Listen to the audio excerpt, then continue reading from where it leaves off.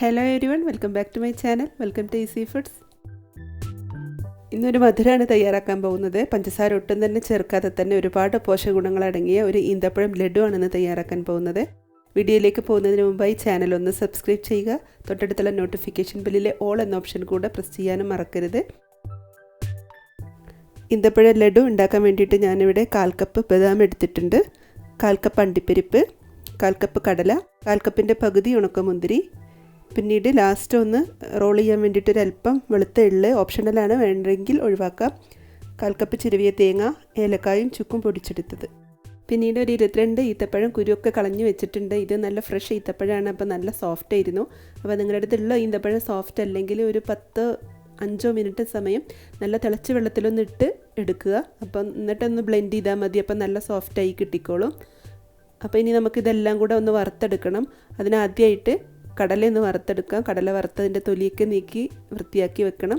പിന്നീട് എള്ളൊന്ന് ജസ്റ്റ് ഒന്ന് ചൂടാക്കി എടുത്താൽ മതി, അതിൻ്റെ വൈറ്റ് കളറ് പോവരുത്, ജസ്റ്റ് ഒന്ന് ചൂടാക്കിയാൽ മതി. ഒരല്പം നെയ്യൊഴിച്ചിട്ട് പിന്നെ നമുക്ക് അണ്ടിപ്പരിപ്പും ബദാമും ഒന്ന് വറുത്തെടുക്കണം. അത് ആ റോസ്റ്റ് ചെയ്തൊരു മണം കിട്ടിയാൽ മതി, നല്ലോണം വറുത്തെടുക്കേണ്ട ആവശ്യമൊന്നുമില്ല. പിന്നീട് ഉണക്കമുന്തിരി, അതും അന്ന് വീർത്ത് വരുന്ന പരുവത്തിലൊന്നും ആക്കണ്ട, ജസ്റ്റ് ഒന്ന് സോഫ്റ്റാക്കി എടുത്താൽ മതി. പിന്നീട് നമ്മൾ ഈന്തപ്പഴത്തിലിട്ട് സോഫ്റ്റാക്കും. പിന്നെ തേങ്ങയും അതുപോലെ തന്നെ ബ്രൗൺ കളറൊന്നും ആവണ്ട, ജസ്റ്റ് ഒന്ന് വഴറ്റിയെടുക്കുക. ഇനി ഒരു ഫോർക്ക് ഉപയോഗിച്ചിട്ട് ഞാൻ ഈന്തപ്പഴമൊക്കെ ഇവിടെ നന്നായിട്ട് ഉടച്ച് വെക്കുന്നുണ്ട്. എൻ്റെ അടുത്തുള്ളത് ഫ്രഷ് ആയതുകൊണ്ട് തന്നെ നല്ല സോഫ്റ്റ് ആയിരുന്നു, പെട്ടെന്ന് ഉടഞ്ഞ് കിട്ടി. നിങ്ങളുടെ അടുത്ത് അത്ര സോഫ്റ്റ് അല്ലായിരുന്നെങ്കിൽ ഞാൻ നേരത്തെ പറഞ്ഞതുപോലെ ഒന്ന് കുതിർത്തിയിട്ട് ഒരു ബ്ലെൻഡറിലോ മിക്സി ജാറിലോ ഇട്ടിട്ട് ഒന്ന് ക്രഷ് ചെയ്തെടുത്താൽ മതി. ഇനി നമുക്ക് ഈ നട്ട്സ് എല്ലാം കൂടെ ഒന്ന് ക്രഷ് ചെയ്തെടുക്കണം. അതിനായിട്ട് ഞാനൊരു ചോപ്പറിലേക്കൊക്കെ ഇട്ടിട്ട് ഈ ഒരു പരുവാവണ വരെ ഒന്ന് ക്രഷ് ചെയ്തെടുത്തിട്ടുണ്ട്. ഇനി ഒരു പാനിലേക്ക് അല്പം നെയ്യൊഴിച്ചിട്ട് നമുക്ക് ഈന്തപ്പഴം അതിലേക്ക് ഇട്ടിട്ട് നന്നായിട്ടൊന്ന് വരട്ടിയെടുക്കണം. അതിലെ വെള്ളത്തിൻ്റെ അംശമൊക്കെ പോകണം, നന്നായിട്ട് ചട്ടിയിൽ നിന്ന് വിട്ട് പോരുന്ന പരുവത്തിൽ സോഫ്റ്റായിട്ട് എടുക്കണം. അതിൻ്റെ ഇടയ്ക്ക് ഇതിലേക്ക് തേങ്ങയും ഉണക്കമുന്തിരിയും കൂടെ ചേർത്ത് കൊടുക്കുക.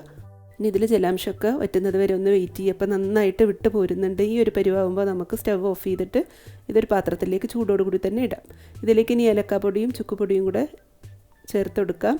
പിന്നീട് നമ്മൾ പൊടിച്ച് വെച്ചിരിക്കുന്ന നട്ട്സ് കുറേശ്ശെയായിട്ട് ചേർത്ത് നന്നായിട്ടൊന്ന് മിക്സ് ചെയ്ത് കൊടുക്കാം. ഞാൻ പെട്ടെന്ന് മിക്സ് ചെയ്യേണ്ട എളുപ്പത്തിന് വേണ്ടിയിട്ടാണ് അല്പാൽപ്പം ഇട്ട് കൊടുക്കുന്നത്. നിങ്ങൾക്ക് വേണമെങ്കിൽ ഒന്നിച്ച് ചേർത്ത് കൊടുക്കാം, കുഴപ്പമൊന്നുമില്ല.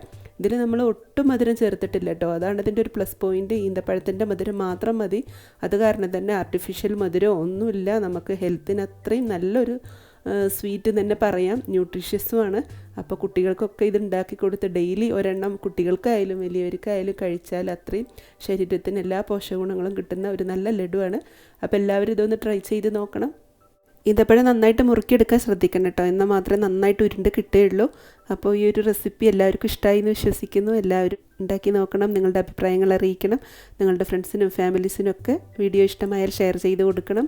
വീഡിയോ ലെങ്ത് കൂടാതിരിക്കാൻ വേണ്ടിയിട്ടാണ് ഇന്ന് കാര്യങ്ങൾ പെട്ടെന്ന് പറഞ്ഞു പോകുന്നത്. ഡീറ്റെയിലിംഗ് ആയിട്ട് നിങ്ങൾക്ക് അറിയണമെന്നുണ്ടെങ്കിൽ കമൻറ്റ് ബോക്സിലൂടെ എന്നോട് ചോദിക്കാം, ഞാൻ പറഞ്ഞു തരാം. റെസിപ്പിയെക്കുറിച്ചിട്ടുള്ള നിങ്ങളുടെ അഭിപ്രായങ്ങൾ അറിയിക്കുക. Thanks for watching my channel. ഇൻഷാ അല്ലാഹ് മറ്റൊരു റെസിപ്പിയുമായി അടുത്ത വീഡിയോയിൽ കാണാം. അതുവരേക്കും ബൈ, താങ്ക് യു.